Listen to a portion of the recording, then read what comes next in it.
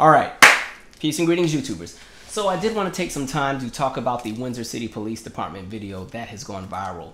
One, let me say I'm relieved that at least Lieutenant Nazario is even alive, because we know that in this country and with the pattern that we've been seeing for years and years and years, all it takes is a sneeze to be a hashtag, okay? All it takes is blinking the wrong way, and next thing you know, you're trending the whole week. And so I'm relieved and happy that he's even alive to file a complaint. But two, I want people to get out of the habit of thinking that there are certain people who deserve better treatment based on what it is they do and what is deemed as valuable through the eyes of the masses. I want us to get out of that habit of thinking, because what it does is it validates the atrocities that happen to other people who may not be deemed as the good ones, or who may not be deemed as those deserving to live. And what I mean by that is this: anti-blackness doesn't care about where you work. It doesn't care about the level of education that you have. It doesn't care about your religious affiliation or who you're married to or what your house looks like. It doesn't care about any of that, because anti-blackness, again, is anti-black. So it doesn't matter what you have or how much you value yourself, or what it is that comes with the accolades that are associated with your name. None of that matters in a world of anti-blackness, because again, you're already not valued. So you can value yourself all you want, but to those who are pretty much calling the shots, literally, none of that matters. And so I just want people to understand that, because I kept seeing this narrative that was being pushed, and because this man was a veteran, all of a sudden that was supposed to make him have better treatment. Now, I do understand the conversation of have respect for those who go and fight for the country, but when you're having a conversation of anti-blackness, that kind of overpowers all of that. Because again, when you're talking about some of the things that some of these people are able to build or create for themselves, in a world that's systemically racist, you're not supposed to have any of that anyway. And so a lot of times there's already a conversation of envy coming from the police when they see a black person driving a nice car. They sometimes, because can we be honest, a lot of these local police departments, these police don't make anything. A lot of them envy what they see. They see a black man driving this nice SUV. I'm supposed to have that. They're not supposed to have that. You know, that's kind of the energy that's there. But what I want to get into is, why is it that every time we see these videos, everything is so extreme and chaotic? You know what I mean? It's like the officers always operate in extremities, chaos, and impulsiveness. And so you see that all the time. You know, we've done a lot of videos on police brutality. I almost get a headache doing so many of them. But I think back to the video I did with the teenagers that were at the pool, where you have, you know, the 14 and 15-year-olds. They're in the suburbs. I think this is in Texas. It was either spring break or the summer. You know, they're having a good time swimming in the pool, you know, having a good time. There's a neighbor that's a hater. They call the police. And so you would think that when the police show up, it's going to be something where it's like, okay, all right, kids, listen up.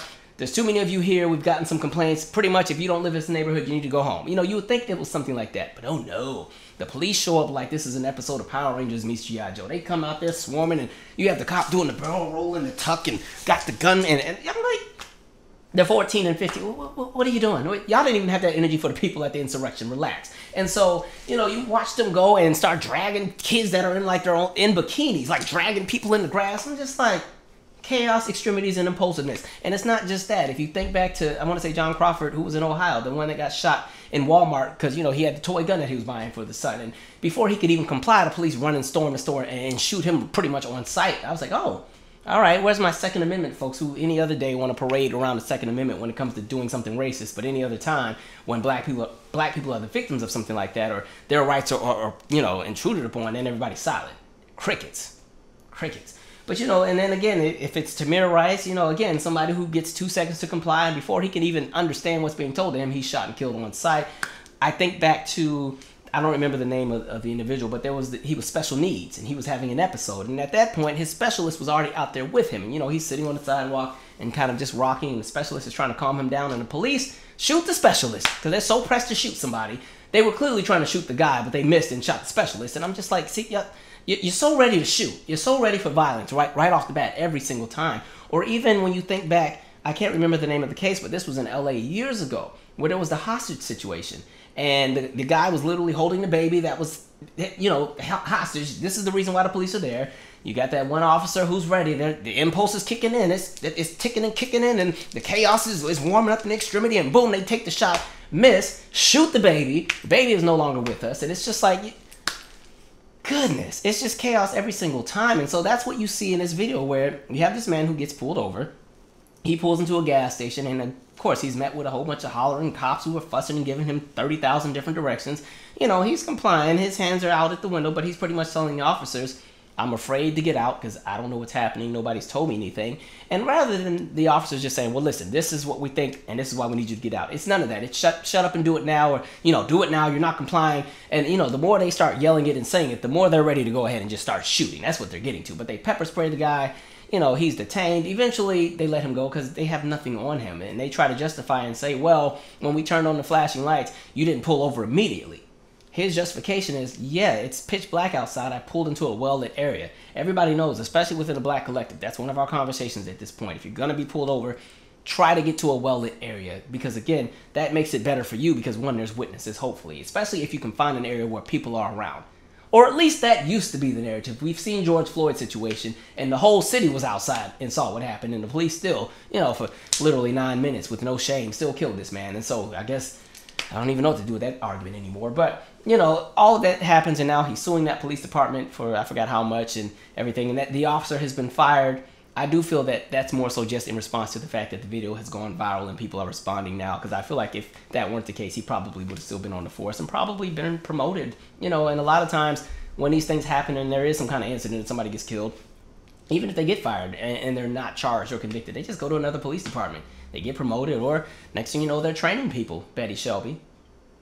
So, it's just chaos all around. But I don't think people think about that. Like, think about the experience of if you're driving a car, you see the flashing lights, so you pull over, you're under the impression that, maybe I must have a broken tail light, or maybe my signal light didn't work, or was I going too fast? And you're thinking about all of that. Next thing you know, you're met with like 2 or 3 officers that are all yelling something different. They all got guns pointed in your face. One officer saying do this thing, another officer saying do something else, the third one is saying do something else, because they're never on the same page. One wants you to get on the ground, one wants you to put your hands up, one wants you to stand on one leg and hop. Like they all want you to do something different. You don't know who to listen to, because what that sounds like from 3 people is just don't let it be something like a no-knock warrant where it's 8 or 9 or 10 officers that bust in your house and they got those helmets on where you really can't understand what they're saying because they're and you got all that going on and you don't know who to listen to. But going back to my other scenario, you got 3 people fussing at you. You do what one officer says, but now the other officer's pissed off because that's not what he said. And so the officer that's pissed off is now cocking his gun back. And then the other officer, who hasn't really said a whole lot, sees this officer cocking their gun back. Now they're cocking theirs back too, because now they think there's a threat. And now this officer, he's cocking the gun back too. And then they're telling you to get on the ground. And you don't know if you're about to be shot in the back of the head or not. Like, that is chaos. It's chaos. And it's justified and it's normalized, and people just look at that like that's how things are supposed to be. They're not. And so I'm just like, the foolery. And so what I really want to jump into is this conversation I kept hearing about the fact that he was a military vet, because folks got mad when a lot of people started calling out the hypocrisy and saying, oh, what happened to all the energy y'all had about, oh, don't take a knee because it's disrespectful to the troops and they serve the country. And here we are, here's one of the troops, and they about to almost get their head blown off because they pulled into the gas station. And so, you saw a lot of people get pissed off and say, no, this is just one isolated incident. That's not how things always work. You guys are just, oh, here goes that race baiting. And I'm like, oh no, if we want to really have the conversation about how a lot of black vets in this country are treated, we can have the conversation. So let's do it. So when it comes to the treatment of black vets in this country, there has never been an equal playing field in comparison to their white counterparts. One, because again, when you live in a system that is centered on anti-blackness and systemic racism, that's how things are supposed to be. There's almost this narrative where black people should just be grateful they're even here, and they should be, this is what they should be doing. They should be serving the country because look how good this country's been to them. That's literally the narrative and the energy that's put out on us with everything. And so even when you talk about benefits, something like the GI Bill, we know that black folks were left out of that for years and years, and they did not receive some of the same benefits that a lot of white military vets received in the beginning. This played a role into things that would lead into generational wealth, even when it comes to education, and even when it comes to the conversations of housing and everything else. A lot of that goes back to the fact that there was a time period where black vets were denied the GI Bill. And when we get into the violence, because that's where it really gets interesting, or actually before I even get to the violence, let me pause. Or even when you think to the National Museum of African American History and Culture here in DC. Now, this museum opened in 2016, but when you go back to the initial origins of why that museum is now here today, back in 1915, a lot of black vets were frustrated because they felt that they weren't getting the same treatment as their white counterparts. They felt that they were being ignored. They wanted to do something that was somehow pretty much highlight what it is that black vets had contributed to this country. And so for years and years and years, you know, you had different groups that were meeting and coming up with ideas. And then by the time you got to 1929, there was finally some movement, a little bit of movement. And so you watch things get shifted around in Congress, and Congress would always say, nope, we're not giving them that. No, no, no, no, no. Fast forward some years, okay, well, let's shift the narrative a little bit. We'll make it a military museum, but let's make it more so a museum on just black culture in general. Fast forward after a bunch of lobbying and legislation and bureaucracies and some other stuff. And finally, the Bush administration is like, all right, give it to them, please, so they'll shut up already. And so finally you get a museum years later, but literally something that was 101 years in the making. You know, this is what we're talking about. So getting back to the violence. One, we already know that something like Tulsa, Oklahoma, it is rooted in that aspect as well. In addition to what we've seen with Tulsa, as far as Greenwood, that was burned down, a lot of the animosity that was already aimed towards the black residents of that town were aimed at the black military vets, because they had just come back from World War I, and now they come into a little bit of money on. And on top of that, when you're talking about Tulsa, that side of Tulsa, which was the black side of town, Greenwood, they already had a bunch of money. They were doing well. They didn't need anybody else. They had their own stuff, their own schools, their own banks. And we've talked Tulsa a million times, so I'm going to kind of wrap it up. But long story short, a lot of the violence that was rooted in that riot was rooted at the animosity that was geared towards a lot of the World War I vets. And one of the crazy parts, when you go back and you look at the research of what was happening once the riot started, I don't even call it a riot. I call it like a race attack, because pretty much the black side of town was attacked and burned down. People were shot and killed. There's always the story about the older vet who stood in the street and saluted to the militia, the white militia that was there, and he was under the assumption that because he was in uniform, because he served the country, something would magically click in the minds of all those with the torches and the guns, and they'd say, hey, he served his country. Maybe we should stop. What happened to that man? He was shot on sight. And they kept moving and burned down the rest of the stuff. And so you have that. And then when we really talk about specific situations, when you think about like Wilbert Little's situation was, he literally came back from World War I. He ran into some other troops that were white. They wanted him to take off his uniform. Why? And why is that significant? Because one, a lot of black troops that would go overseas, one, they got treated very differently than they did in America. They got a little bit more freedom, where they kind of felt like, okay, they're looked at in a higher respect than they are in their home country. And sometimes when they would come back to the United States, a lot of white people felt intimidated, because they felt like, oh no, they've gotten uppity. Now they think they're somebody. They're feeling themselves a little too much. Not to mention the attention they also got from women. And not just black women, but a lot of white women. Now, a lot of white women will latch onto this whole narrative that this entire time, there was always the narrative of black people were scary. But oh no, during this time period, people had an obsession with black people, especially sexually, because a lot of things were happening. And again, you think about the Roaring 20s that take place right after, the Spanish flu. And everybody's a little bit more free, and there's the pizzazz, and you get the emergence of jazz music and things that are happening in Harlem and so on and so forth. There's an obsession with black culture. Black people are sexy. Black people are fun. Black people just have everything going for them. So there is some animosity coming from a lot of white men who feel inferior by all of these black men who are being praised. So anyway, they wanted Wilbert Little to take off his uniform, because they felt that he was not equatable to them. He wasn't equal, and he couldn't walk in the same spaces with them, because, they fought and dodged the same bullets. But because of that element of blackness versus whiteness, you're not deemed worthy enough to take, to walk in the same steps that we're walking and take the uniform off. He wouldn't take it off. What happened to Wilbert Little? He was killed. Even if you think of Clinton Briggs from Pine Bluff, he was killed because he did not move off the sidewalk for a white woman. All right? They thought, how dare you? You're supposed to, because this is back in the day where if a white person was on the sidewalk, you needed to move off. And you also better not look them in the eye, depending on where you live. He, again, has just come back from World War I. He is feeling himself. Because look, he done dodged bullets and bombs and planes dropping stuff. And he's been in the trenches and everything. And he made it back.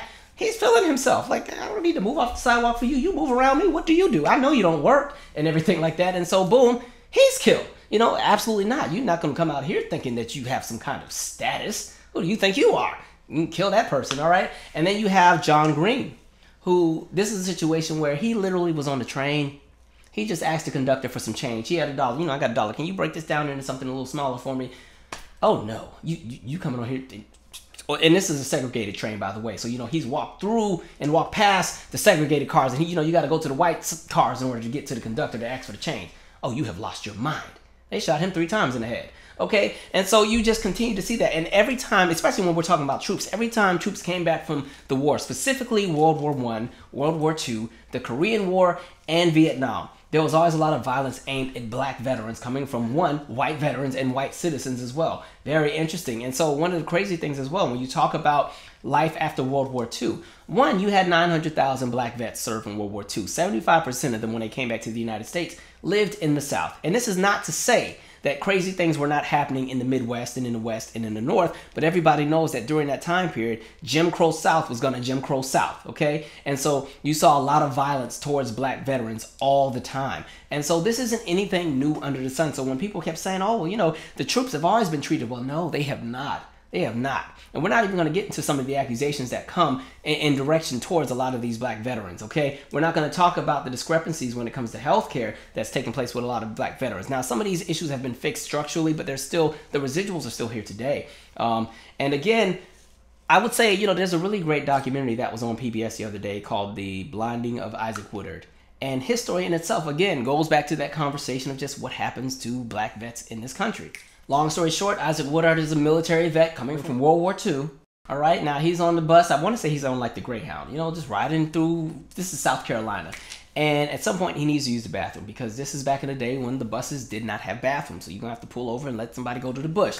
He goes to the bus driver and says, hey, you know, can we stop? I need to use the bathroom. And again, this is a segregated bus. You know, military folks in the back that are black and everybody else in the front. And so the driver pretty much cusses him out, you know, go on and sit your you-know-what back down. Again, he's come from overseas. He didn't have some freedom. And listen, he has dodged bullets for this country. And the very fact that I put my life at risk so you can sit here and drive this bus, you ain't about to cuss me out. So he cussed the bus driver back out.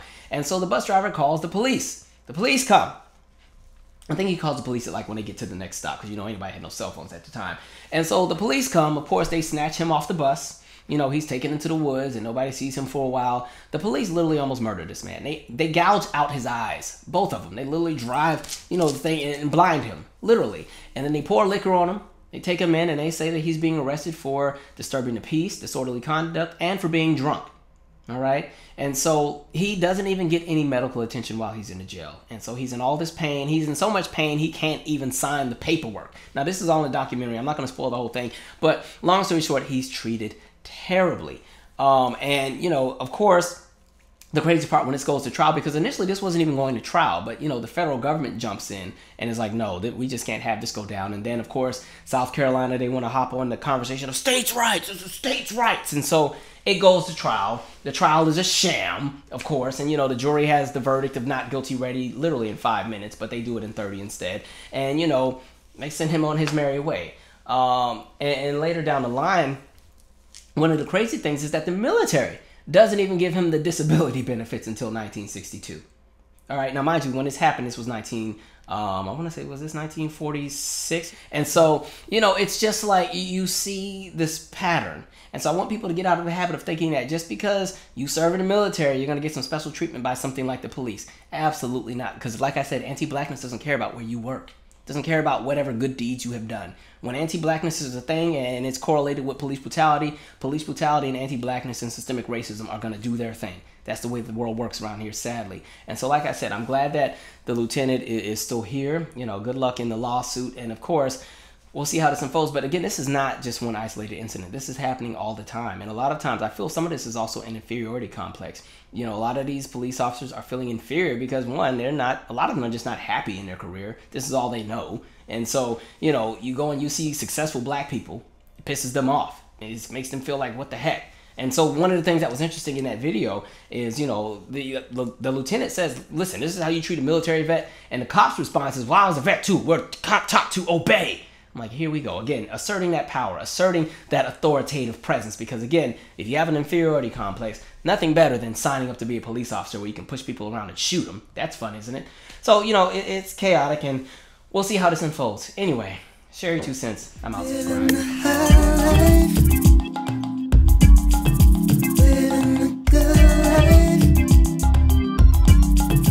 Open up your eyes to see the sun. Deny it, show it tonight. Begun with just a simple timeline. I'm never giving up, never giving up.